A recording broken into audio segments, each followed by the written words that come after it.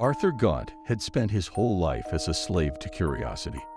Above all else, he yearned for truth and an answer to those questions he had never thought to ask.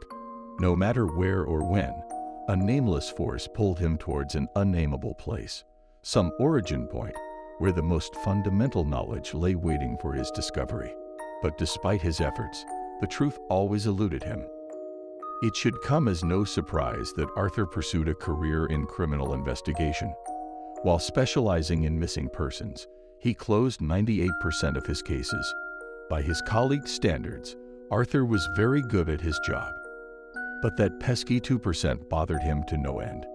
Despite numerous orders from his supervisors, Arthur refused to let any case go cold.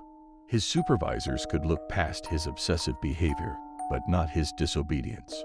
So Arthur was fired. The case of Mary Whitman was the final nail in the coffin. According to one neighbor, a group of men in a white van abducted Mary outside of her suburban home. She called the police, but they arrived too late. Other neighbors confirmed to have seen this white van. However, surveillance footage from nearby homes showed no sign of Mary or any vehicle at the time. By all reports, Mary was a kind, cheerful adolescent. She had no enemies, no jealous exes, and no trouble at home or elsewhere. And until that night, no one had seen any reason to worry for Mary's safety. Arthur secretly copied the case files to take home before his departure from the police force. But after weeks of private investigation, he still had no motive, no leads, and no clue. That is, until he received a strange letter from a man named Thomas Hoslow. The contents of the letter were as follows. Dear Mr. Gaunt, they told me they were criminals, all of them. Whatever horrors were necessitated by our righteous path, it is only what they deserved. But Mary is just a girl. What might she have done to deserve such torment? Have we grown so desperate as to snatch children from the streets? How many others might have come before, smuggled under my nose, guilty of naught but a knack for misfortune? I can abide no longer.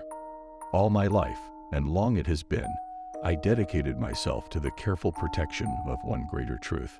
I have warded it from all others save our own to prevent a most abrupt and unwelcome end. Yet, if a system demands cruelty to persist, perhaps it should not persist at all. Mr. Gaunt, I know you as a respected detective, and I believe you haven't yet dropped your inquiries into the case of Miss Mary Whitman. You will find her, in some shape or another, among those I might have called my brothers. You may enter unseen at the ruins of 4 Deadwood Drive in Underton. Consider this my resignation from the cult of Angola. I have had my awakening, and soon so will we all. Cordially, Thomas Hoslow. This was Arthur's first true lead, and he would follow it to its natural end, but not without doing his research. First, he looked for any information he could find on the cult of Angola, but his search yielded nothing. Either the cult was the creation of a deluded madman, or someone had taken great measures to scrub any trace of the cryptic group. As for Thomas Hoslow, Arthur could find only a few mentions of his name in public records. But according to those documents, Hoslow had died half a century ago. Provided with those records was a photo of the man prior to his death. He was a willowy figure with sharp cheekbones and a coarse, white beard. Although there was a lively glint in his eye, there was no way such an elderly man could have survived another 50 years. Regardless, Arthur made the trip to 4 Deadwood Drive. It was his only clue to the whereabouts of Mary Whitman. But just as the letter suggested, the address led to a ruin. Although a building might have been there at some point, now all that remained was a wreckage of rusted metal and shattered glass. Graffiti covered the monstrous pile, painting it in vibrant shades of red and black. As Arthur stepped into the ruin, he could see no hint of an entrance or sign of activity. Even so, there was some organization to the cluttered chaos. The debris spiraled around a central point, where the ruin reached its peak. There Arthur noticed what looked like an archaic network of gutters and pipes. It was a rainwater collection system, and as Arthur approached, he could hear a soft patter of water below. While his eyes followed the pipes, Arthur noticed a black sigil painted onto a sheet of metal. The symbol depicted an ambiguous shadow of coiled tendrils, and at once, Arthur felt an unnerved tremble in his breast. Upon closer inspection, the metal sheet had a hinge on one side. It was a hatch. Opening the hatch, Arthur found a ladder that descended far below, presumably into the bowels of the cultist base. Spurred on by equal parts duty and curiosity, Arthur climbed down the ladder. And before long, he found himself in an old cistern supported by stone columns. Just as his feet touched the tiled floor, a dim, red light flashed from somewhere above. The murky light danced along the inky surface of the cistern water. While the flashing continued, a shrill cry echoed from far off. Then came the patter of steps against cold stone. Arthur ran along the narrow path that led from the ladder to a rusted door. Before anyone could find him in the cistern, he exited onto a shadowy corridor. At once, a horrid stench stung his nose, making him want to vomit. That gut-twisting sensation only worsened as he entered a chamber cloaked in darkness. It took his eyes a moment to adjust, but when they did, Arthur bit his tongue to stifle a scream. At the center of the room was a pile of rotting corpses, their limbs gnawed to bone by rats, and their flesh crawling with maggots. The ceiling above extended far beyond sight. Despite himself, Arthur approached the fetid mound. He recognized one of the faces, pale and bloodied as it was. Maggots swam through the man's once lively eyes, but it was unmistakably Thomas Hoslow. He looked the same as his 50-year-old photograph. But how could that be? Regardless, what concerned Arthur more than anything else was the manner of Hoslow's death. His limbs were torn, and his body was shredded into fleshy ribbons. Lacerations carved deep paths all over his skin, as though someone had wrapped him in a circle of blades. Arthur had seen plenty of cruelty in prior investigations, but nothing so violent. Like any sane individual, Arthur decided to get out as soon as he could. But the sound of footsteps was approaching quick. There was no time to flee.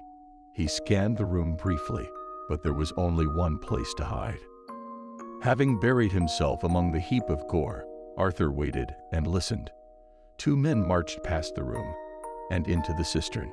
After a few minutes, they strode back into the hall. "You think the intruder is in there?" one of them asked. "What? With Tom and the others?" "I doubt it," another man said. "I'm not even sure there is an intruder. Could have been a rat that set off the alarm." The first man sighed.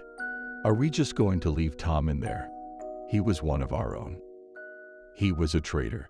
Let the rats have him." With that, both men disappeared down the hall. As their footsteps faded, Arthur slid out of his hiding spot.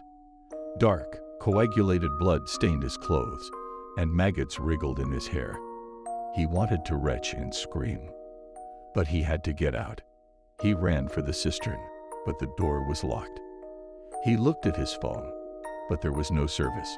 If Arthur wanted to leave, he would have to progress deeper into the cultist base. No one could help him now. At the opposite end of the hall was a spiral staircase. Before Arthur could take a step upward, he heard a trembling cry and a drawn-out moan. He stopped to listen closer. He heard another horrid wail and another. It was not one person in distress, but several, all crying out in pain. And beneath all the agonizing tones came a sound lower and more sinister. Arthur did not hear it so much as he felt it penetrating his skull, setting all his hairs on end. Once he found the courage to ascend the stairs, Arthur came upon a long hall drenched in dreary white light. Without doors or windows, the entire length of the hall was lined with narrow cells. In each of them was a prisoner, scrawny and pale. Their skin was riddled with sores and bruises, and in their eyes, he saw a look of unyielding terror. Arthur tried to ask them questions, but the prisoners flinched as he approached and shrank into the shadows. "Please, tell me what is going on here. What is this place?" Arthur asked them. Most merely shivered and cried. Others were utterly silent and despondent. The sheer number of prisoners astounded Arthur. There must have been hundreds. Yet Mary Whitman was the only missing person he knew of. How could so many have ended up here without notice? And more importantly, what were the cultists doing with them? "Hey, over here," one of the prisoners said in a surprisingly lucid tone. He stuck his hand through the bars and waved Arthur over. The man could not have been more than 35. But his skin was striped with deep wrinkles, and his hair was falling out in patches. "Are you one of us? Have you escaped? Can you set me free?" the man asked. "No, I came to look for someone." "But what is this place? How did you get here? What does it look like?" "This is a prison, but not like any other I have been to," the man said. He licked his lips. They were cracked and half-coated in coagulated blood. "They moved me to this place from the Cooperstown Penitentiary. They told my family I was killed in some prison fire, but there was no fire. It never happened." His voice trailed off. "No one is looking for me. But I'm not dead. I'm not," he said, as if to himself. "Do you know Thomas Hoslow? Is that name familiar to you?" Arthur asked. The prisoner grumbled. "One of them." "One of them? You mean the cult of Angola?" "Yes." Arthur glanced up and down the corridor. There were footsteps, but they were still far off. He leaned closer to the cell and asked in a hush, "What is the cult of Angola? Who is Angola?" The prisoner closed his eyes and scrunched his face into a painful knot. He shook his head. "Please, you must tell me." "Not who. It's not human." "What do you mean it's not human?" The prisoner shook his head and slunk back into the shadows of his cell. Arthur could see his shoulders shake. The man was crying. "What are they doing to you?" "No," the prisoner said. "No, I don't want to. Please, I can help you." "No, I can't. Just tell me." The prisoner started to moan and whimper. "I just want to help. I can't help if I don't know what's going on here." The prisoner jumped towards the bars. "It's torture," he screamed. "They cut, and they break, and they wound, until blood streams across the floors. They slice the flesh from our bones and smile through our screams. They say their words, and they shatter our bones. Anything for the pain. So much pain." "Why are they torturing you?" Arthur said. Smashing his head against the bars, the prisoner groaned and cried. "Don't listen to them. It just wants to feed. They say it's to keep him asleep. But Angola wants pain. Angola wants blood and control. Everything. It controls everything in this nightmare," he said through gritted teeth. Arthur didn't understand. He asked the prisoner to help him make sense of it. But the troubled man couldn't hear him. His sanity was unraveling fast. "Do you know Mary Whitman?" Arthur said. "Can you tell me about her?" "Nailed to a cross, blood boiling, nerves splitting, darkness spinning. It's not real. It's not real. Wake up. Wake up." Arthur tried to calm the prisoner, but he screamed more and more. The corridor boomed with his shouts. "Wake up. Wake up." A pair of cultists appeared at the other end of the hall, dressed in ceremonial black robes. They pointed and chased after Arthur. He ran down a side hall, and then down another and another. It didn't take long before Arthur was hopelessly lost. But he could not stop. The cultists were still behind him. Arthur found a staircase and followed it up another floor. The air smelled of bloodied steel and hot disease. As he climbed the steps, the defeated wails of the prison faded. In their place grew a choir of soul-wrenching screams. The tormented tones struck a fear so deep and so primal. It was there Arthur found the torture chambers. The rooms were as numerous as they were vile. Through slits in the doors, Arthur saw men splayed on racks, seated in barred chairs, and hung from ropes. Their naked bodies were contorted and dislocated. Their skin ran with rivers of blood until the drains on the floor clogged and overflowed. Behind each of these contraptions was a cloaked figure whose careful supervision ensured the pain never dulled. and never relented. No matter how repulsive the images he encountered, Arthur could not look away. In fact, he investigated every room he could as if addicted to the horror. But for once, Arthur was rewarded for his curiosity. Near the end of the hall, he found Mary Whitman nailed to an X-shaped cross. Her hands and feet trickled red while her face was utterly drained and pale. She was alone. Although he called her name, Mary could barely open her eyes, let alone lift her head. He tried the door, but it was locked. Arthur stood and stared into her chamber. He could not think what to do. It was Mary he had come for, and it felt wrong to leave without her, but he had no way to free her. Besides, it might be more practical to flee and find help. Yes, he needed to run before it was too late. But before he could turn away, Arthur saw something shift in the dark corners of Mary's room. It moved with the shadows, and it was the shadows. The amorphous black mass gathered and unfurled. Tentacles writhed with gaping mouths that bristled with honed teeth, and at the peak of the twisted chaos was a vaguely human head without feature or expression. Its smile was vertical, tattered, and filled with a cluster of lidless eyes. As if sensing the malevolent presence, Mary jolted awake. Inky tendrils crawled up her limbs with hungry mouths that gorged on her flesh. She strained against the cross and screamed until blood vessels burst in her eyes. Arthur could not help but join in her shouts. At once, the creature turned with eyes swollen and mouth spread. The mere sight of it sent Arthur into a maddened frenzy. He backed away from the door, straight into the arms of two cultists. Minutes passed before madness released his brain. Even when Arthur calmed himself, his sanity was still in shambles and his nerves were on edge. But for good reason. The cultists were dragging him towards his own torture chamber.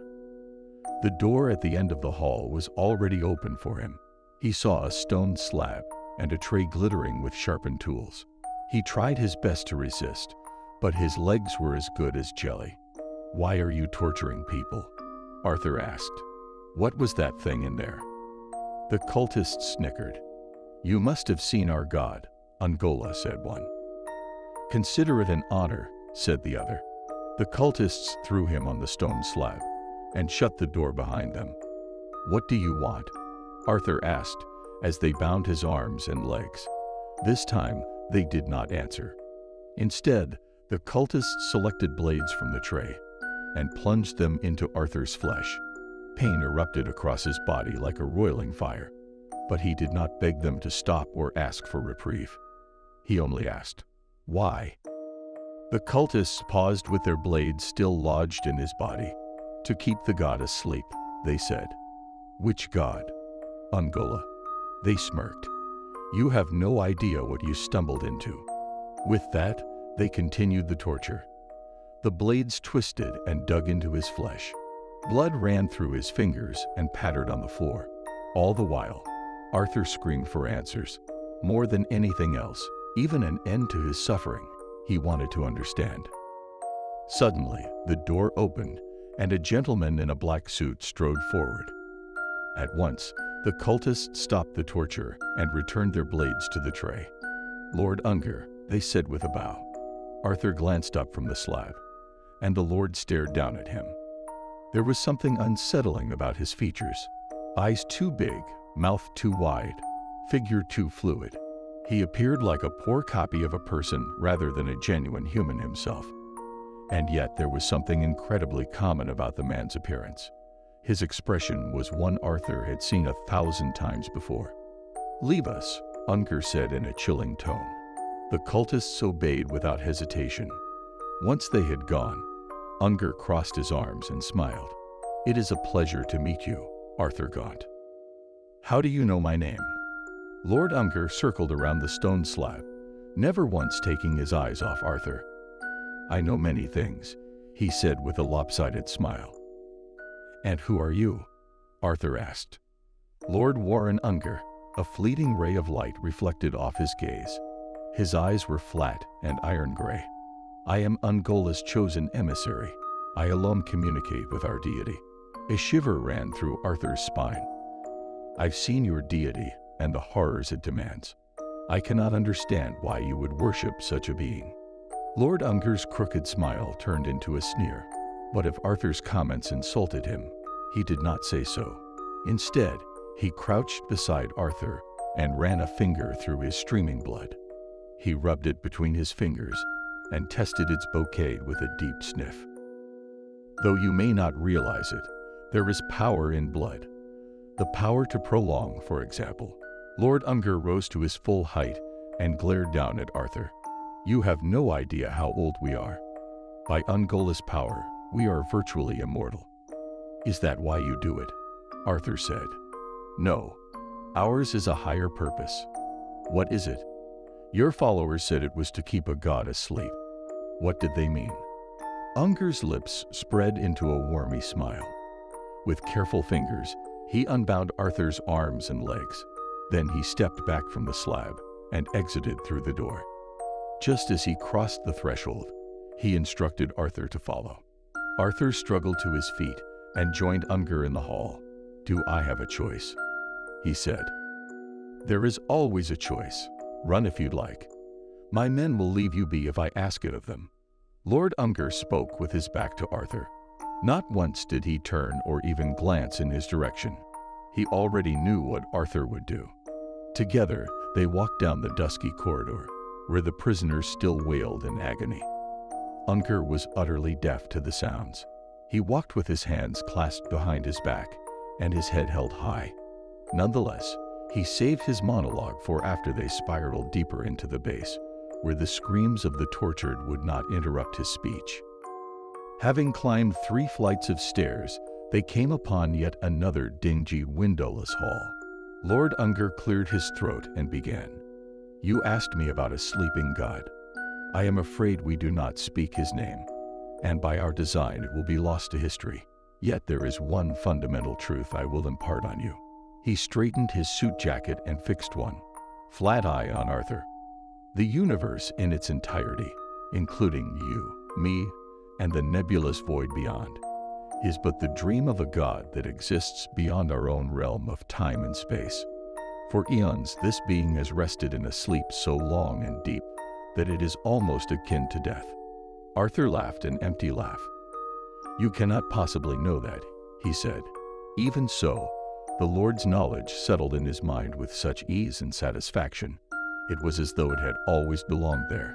The truth was impossible to deny.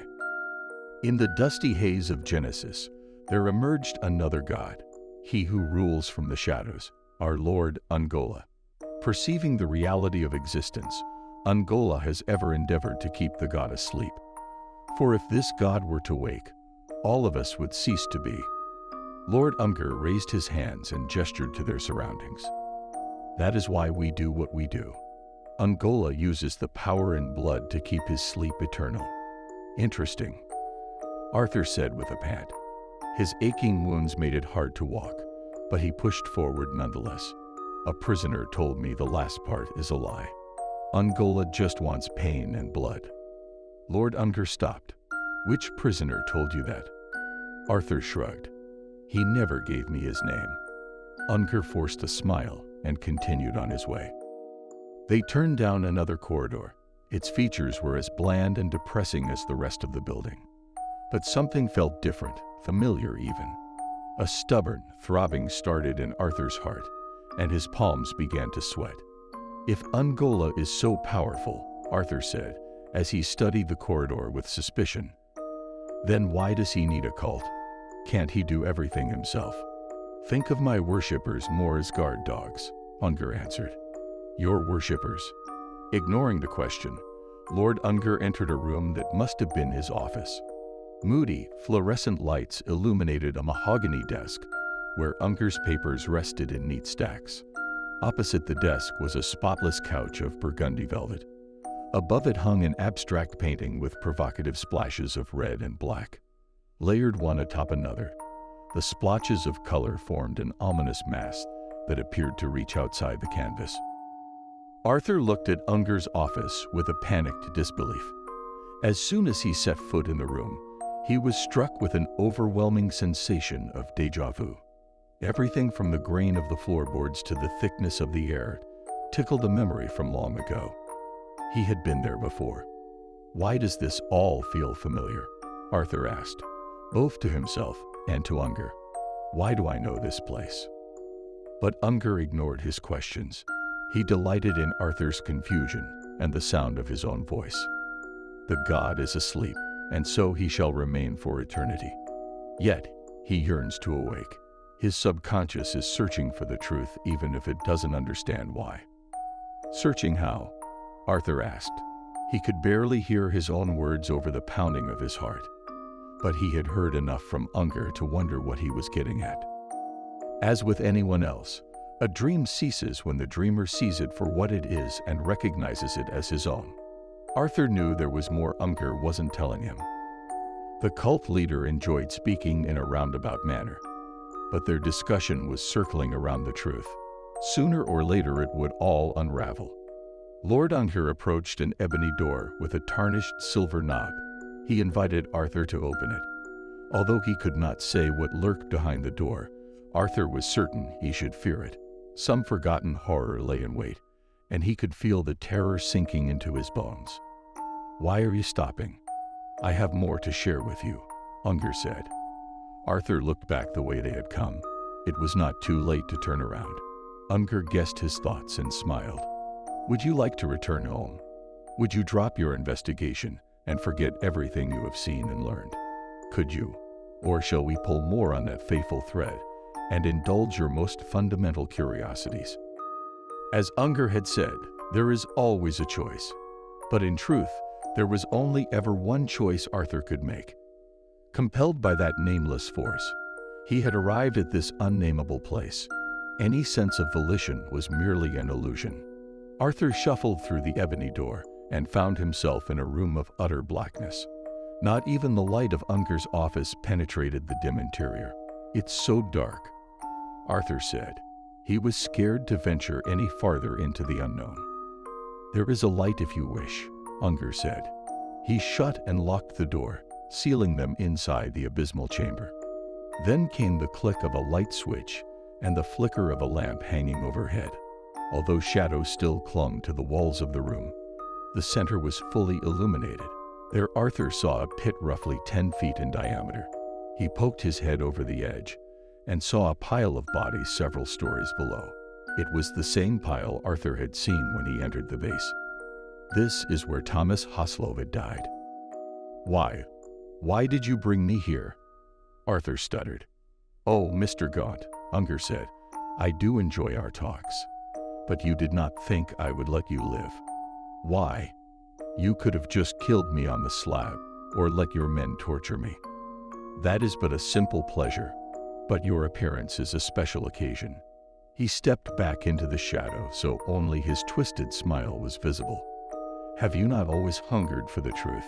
Like a moth to a flame, you would see yourself burn just to grasp that final riddle. So what then could be more painful than this? Here you are on the precipice of true epiphany. But I will not let you pass. Instead, you will die with the pain of wanting and confusion. It is as you said. Ungola craves pain. As Arthur watched the Lord's crooked mouth speak, a lost memory fell into place. Wait. I know you. I know this room. He backed away from the pit and from Lord Unger. Terror and dread flooded his body. He receded into his arms, guarding wounds he had not yet suffered. Ah, so it is coming back, Unger said. Then perhaps you will remember what comes next. A curtain of shadow enveloped Lord Unger, mingling with and contorting his flesh into grotesque forms. Mouth tendrils slithered and snapped. Black gore frothed and bubbled. And a mass of engorged eyes emerged from the distended blackness. Arthur cowered in his hands as the monstrosity's dusky body scraped against the floor. Why? Why do I know this? He said. I don't understand. Ungola stroked Arthur's head with a fleshy limb. The appendage traced the curve of his cheek as another wrapped around his leg. The creature loomed over Arthur. Although he could not see in the gathering darkness, Arthur felt its cold breath on his face. Every dream has its nightmare, Ungola said, savoring every second, The god of living shadow tore into Arthur's flesh. Sinew ripped and bones splintered. Throbbing organs spilled onto the floor, and severed veins gushed. Yet, through every agonizing moment, Arthur screamed the same thing over and over. "I don't understand. Please, I don't understand." But he would not get his answers. He died with the pain of wanting and confusion, just as Unger had promised. When Arthur had breathed his last, Ungoliant sighed with content. "Maybe next time," he said. He tossed Arthur into the pit and watched with a lidless gaze. The butchered corpse tumbled and fell in pieces, joining the pile of all those who came before.